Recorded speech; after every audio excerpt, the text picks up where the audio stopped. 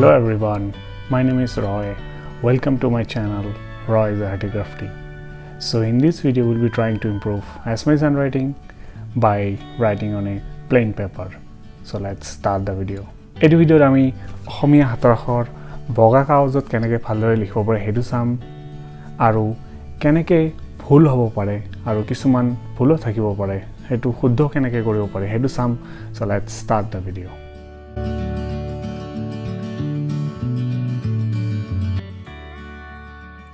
এটো ভিডিওৰ এক্সাম্পলবোৰ সাকসেসফুল নহব পাৰে, ফেইলড অ্যাটেম্পটস হ'ব পাৰে আৰু এই কাৰণে ফেইলড অ্যাটেম্পটসবোৰ দেখুৱা হৈছে বা এক্সাম্পলবোৰ দাঙি ধৰা হৈছে যে কিছুমান ট্ৰাই কৰাৰ আগতে এক্সাম্পল বগা কাগজত লিখাৰ কিমান ভুল হ'ব পাৰে আৰু কেনেকৈ ভুলবোৰ ঠিক কৰা যাব নেক্সট অ্যাটেম্পটত বা নেক্সট ট্ৰাই কৰোতে আৰু কি ভুল হ'ব পাৰে কেনেকৈ নৰ্মালি ভুল হয় তাৰ এক্সাম্পলবোৰ ইয়াতে দেখুৱা হ'ল.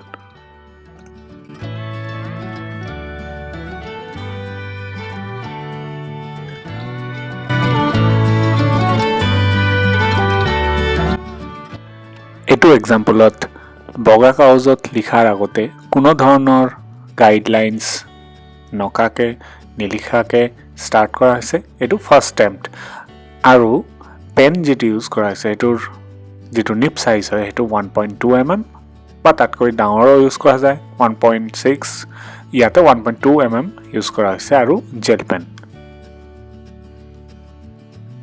আৰু যেটো স্টাইল ইয়াতে লিখা হৈছে ট্ৰাই কৰা হৈছে এটো সিধাকে যেটো নন কাৰ্সিভ এটো লিখা হৈছে আৰু যেটো মাত্ৰা আছে মাত্ৰাটো এক্সাক্ট স্ট্ৰেইট নেলিখি বা গোলকে নেলিখি অকমান কাৰ্ভ শেপত লিখা হৈছে আৰু তেনেকৈ কন্টিনিউ কৰি এই প্যাৰাগ্ৰাফটো এটো স্টাইলত লিখা হৈছে. তো এটো ফাস্ট ফৰৱাৰ্ডত দেখুৱা হ'ল ইয়াতে.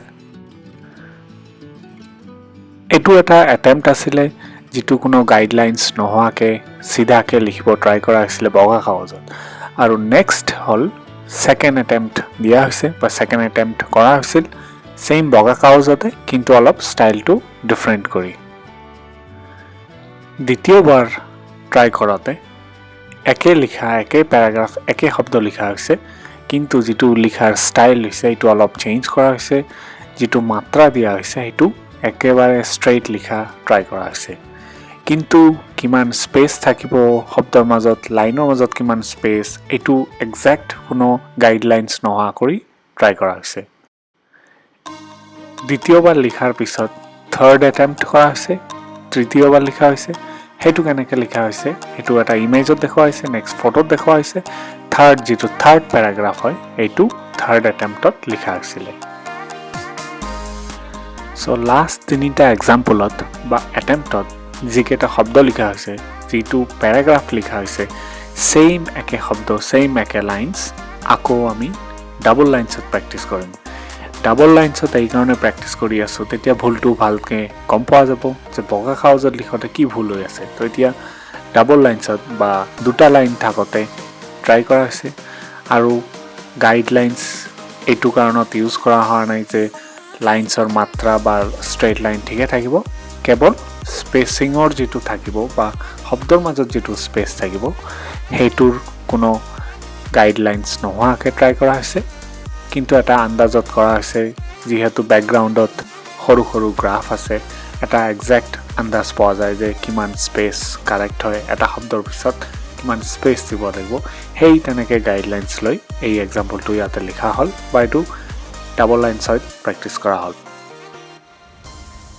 আৰু সেম ফর্মুলা বা সেম শব্দ বা সেম লাইনস এটো ডাবল লাইনস নহয় ফোর লাইনসতে ইউজ কৰা যায় বা যদি কাৰো হ্যান্ডৰাইটিং বেকাকে লিখিব ট্ৰাই কৰে হেতু তো বগা কাগজত লিখাৰ আগতে এনেকৈ ডাবল লাইনসত প্ৰ্যাকটিস কৰি লব পৰা যায় বা কেনেকৈ কিমান সাইজ বা শব্দ বা লেটাৰৰ সাইজ হ'ব বা এটো কম বেছি কৰি তেনেকৈ এক্সাক্ট ট্ৰাই কৰা পাই মানে বগা কাগজত লিখাৰ আগতে ডাবল লাইনসত সেই সাইজত সেই স্টাইলত সেই এংগেলত এবাৰ বা দুবাৰ ট্ৰাই কৰিলে ভাল হয়. এতিয়া এক্সাম্পল টু লাইনসত লিখাৰ পিছত আমি যে বগা কাগজত লিখিছিলো ফাৰ্স্ট অ্যাটেম্পটত হেতু এনালাইজ কৰি চাও কিমান শুদ্ধ হৈছে ভুল হৈছে আৰু এতিয়া এনালাইসিস কৰা হ'ব ফাৰ্স্ট অ্যাটেম্পটত লিখা বগা কাগজত প্ৰথম লাইনডাল লিখতে কিমান স্পেস আছে শব্দৰ মাজত হেতু চোৱা হ'ল কোনোটোত অলপ বেছি আছে, কোনোটোত অলপ কম আছে। ইংলেণ্ডক আৰু পৰাস্ত শব্দৰ মাজত খুবেই কম, পৰাস্ত আৰু কৰি তাৰ মাজত খুবেই কম, কোনোটো ইউনিফৰ্ম নহয়। এতিয়া লাইনছৰ মাজত কিমান স্পেচ আছে? ইংলেণ্ডৰ তলত ক্ৰিকেটৰ তলত অনুষ্ঠিত, সেইটোৰ স্পেচ কিমান? বা নেক্সট লাইনৰ শব্দৰ মাজত কিমান? ক'তবা দাড়িৰ পিছত ডাঙৰকৈ স্পীড আছে, তো এইটো এটেম্পটো ভুল হৈছে। ছেইম একেদৰেই ছেকেণ্ড এটেম্পটত লিখাখিনি এনালাইজ কৰা হ'ব এতিয়া। আৰু ছেকেণ্ড এটেম্পটত লিখাখিনি মাত্ৰা ষ্ট্ৰেইট আছিলে, তো গতিকে মাত্ৰা যদি ষ্ট্ৰেইটত লিখা হৈছিলে, কিমান চিধাকৈ লিখা হৈছিলে এটা লাইন সেইটো চোৱা হ'ব। ইয়াতে ইংলেণ্ডৰ বিৰুদ্ধে এইটো লাইনৰ পিছত নেক্সট লাইনটো যেতিয়া লিখা হৈছে ভাৰতীয় ক্ৰিকেট দল, এইটো লাইন অলপ বেকাকৈ যোৱা হৈছে লাষ্টৰ এণ্ডিংখিনি। আৰু থাৰ্ড লাইন অন্তিমখন, অৰ্থাৎ এই লাইনটোৰ লাষ্ট শব্দৰ মাজত স্পেচ বাঢ়ি গৈছে, মানে বেকা হ'ল। এনেকৈ এনালাইজ কৰিলে গম পোৱা যায় যে লাইনডাল ঠিক হোৱা নাই। তো আল্টিমেটলি এই ছেকেণ্ড এটেম্পটোও ফেইল হ'ল বা ভুল হ'ল। এতিয়া থাৰ্ড এটেম্পটৰ এনালাইচিছ কৰা হ'ব আৰু কিমান শুদ্ধকৈ লিখা হৈছে সেইটো চোৱা হ'ব। এইটো লিখোঁতে, থাৰ্ড এটেম্পটো লিখোঁতে স্পেচ অলপ মেইনটেইন কৰা হৈছিলে, অলপ ট্ৰাই কৰা হৈছিলে যে অলপ একে থাকক, কিন্তু ইভেন পেঞ্চিলেৰে অলপমান আইডিয়া এটা লোৱা হৈছিলে যে অন্তিমখন অৰ্থাৎ চতুৰ্থখন এই লাইনটো লিখোঁতে এটা আন্দাজত লাইন টানা হৈছিলে। কিন্তু যেতিয়া বক্স বা এনেকৈ দুটা লাইনৰ একজেক্ট এমাউণ্ট স্পেচ বা যিটো লেংথ হয়, হাইট হয়, সেইটো চাব। আৰু নেক্সট ৰাইট ছাইড সোঁফালে সেইটো নিমিলে, অলপ কম বেছি আছে শব্দৰ মাজতো, তো আল্টিমেটলি এইটো এটেম্পটো ফেইল হ'ল বা ভুল হ'ল। আৰু এইটো এক্সাম্পলত বল পইণ্ট পেনেৰে প্ৰেক্টিছ কৰা হৈছে।